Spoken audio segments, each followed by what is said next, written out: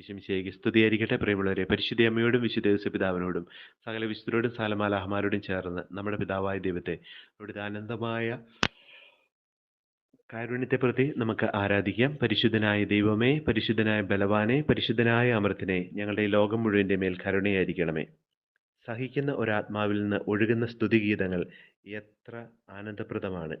ഇപ്രകാരമുള്ള ഒരാത്മാവിൽ സ്വർഗം മുഴുവൻ ആനന്ദിക്കുന്നു. പ്രത്യേകിച്ച് ദൈവം അതിനെ പരീക്ഷിക്കുമ്പോൾ, ദൈവത്തിന് വേണ്ടിയുള്ള വലിയ ദാഹത്താൽ വിലപിക്കുമ്പോൾ, ദൈവത്തിൽ നിന്ന് വരുന്നത് കൊണ്ട് അത് വളരെ മനോഹരമാണ്. ദൈവസ്നേഹത്താൽ വ്രണതയായി ജീവിതമാകുന്ന വനാന്തരത്തിലൂടെ ഒരു കാല് മാത്രം നിലത്തുറപ്പിച്ച് ആത്മാവ് നടക്കുന്നു. വിശുദ്ധ ഫൗസ്റ്റീനയുടെ ഡയറിക്കുറിപ്പ് 114 സന്ദേശം. നമ്മളെല്ലാം കടന്നു പോകുന്ന ഇത്തരത്തിലുള്ള ശുദ്ധീകരണത്തിൻ്റെ അനുഭവങ്ങളുണ്ട്. സ്വർണം അഗ്നിയിൽ ശുദ്ധി ചെയ്യപ്പെടുന്നു. സഹനത്തിൻ്റെ തീച്ചുളയിൽ കർത്താവിന് സ്വീകാര്യരായ മനുഷ്യർ സഹനത്തിൻ്റെ തീച്ചുളയിൽ ശുദ്ധി ചെയ്യപ്പെടുന്നു. ചില വിശുദ്ധരുടെ ജീവിതത്തിലൊക്കെ ചില അഗ്നി അനുഭവങ്ങളുണ്ട്. അമ്മ തെരേസയുടെ ഹൃദയം പിളർന്ന ആഗ്നേയാസ്ത്രവും അസീസിയിലെ വിശുദ്ധ ഫ്രാൻസിസിൻ്റെ ശരീരത്തെ പഞ്ചക്ഷതങ്ങൾ കൊണ്ട് ആഴത്തിൽ മുറിവേൽപ്പിച്ച ദൈവസ്നേഹ അനുഭവവും വിശുദ്ധ ഫിലിപ്പിനേരിയുടെ വാരിയല്ലുകളെ പോലും എരിയിച്ചു കളഞ്ഞ ആത്മാവിൻ്റെ അഭിഷേകത്തിൻ്റെ തീ അനുഭവവും മാത്രമല്ല, നമ്മൾ അനുദിന ജീവിതത്തിൽ കടന്നു പോകുന്ന ചില അനുഭവങ്ങൾ, ചില സഹനത്തിൻ്റെ തീച്ചൂളകൾ ഒക്കെ ഈ ആത്മീയ അന്ധകാരത്തിൻ്റെയും അതുപോലെ തന്നെ മരുഭൂമിയുടെ അവസ്ഥയുടെയും ഒക്കെ അവസ്ഥകളാണ്.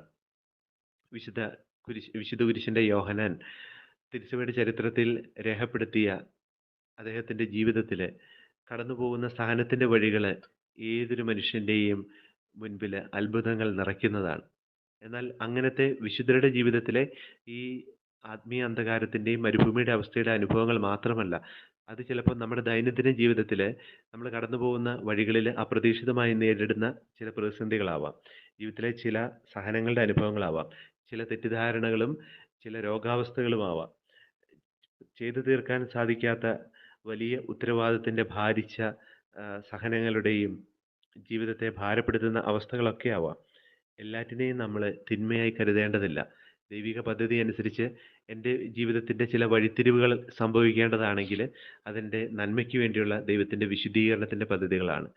അവൻ എന്നെ വെട്ടിയൊരുക്കുന്നത് കൂടുതൽ ഫലം പുറപ്പെടുവിക്കുന്നതിന് വേണ്ടിയിട്ടാണ്. നമുക്ക് നമ്മുടെ ജീവിതത്തെ ഉത്തരം കിട്ടാത്ത ചോദ്യങ്ങൾക്ക് മുൻപിൽ നിന്ന് കണ്ണിൽ ഇരുട്ട് കയറുന്ന സഹനത്തിൻ്റെയും അന്ധകാരത്തിൻ്റെയും ഭയത്തിൻ്റെയും ഒക്കെ കെട്ടുകളിൽ നിന്ന് നമുക്ക് ഈശോയുടെ കരങ്ങളിലേക്ക് സമർപ്പിച്ചുകൊണ്ട് പറയാം, എൻ്റെ ദൈവമേ, നീ എനിക്ക് തിന്മയായിട്ടുള്ളതൊന്നും ചെയ്യുകയില്ല. എന്നെക്കുറിച്ച് നിനക്കൊരു പദ്ധതിയുണ്ട്. അതെൻ്റെ നാശത്തിനല്ല, എൻ്റെ ക്ഷേമത്തിനും ശോഭനമായ ഭാവിക്കും വേണ്ടിയുള്ള പദ്ധതിയാണ്. എൻ്റെ ജീവിതത്തിൽ ഞാൻ അങ്ങയെ സ്നേഹിക്കുന്നു. എല്ലാം അങ്ങേക്ക് എൻ്റെ ജീവിതത്തിൽ നന്മയ്ക്കായിട്ട് പരിണമിപ്പിക്കാൻ സാധിക്കും. രക്ഷിക്കാനാവാത്ത വിധം അങ്ങയുടെ കരമൊരിക്കലും കുറുകിപ്പോകുന്നില്ല. അങ്ങ് ഇമ്മാനുവേൽ ആയതുകൊണ്ട് അങ്ങ് എൻ്റെ ഉള്ളിൽ വസിക്കുന്നുവെന്ന് ഞാൻ ഉറച്ചു വിശ്വസിക്കുന്നു. ഞാൻ അങ്ങയിൽ ശരണപ്പെടുന്നു.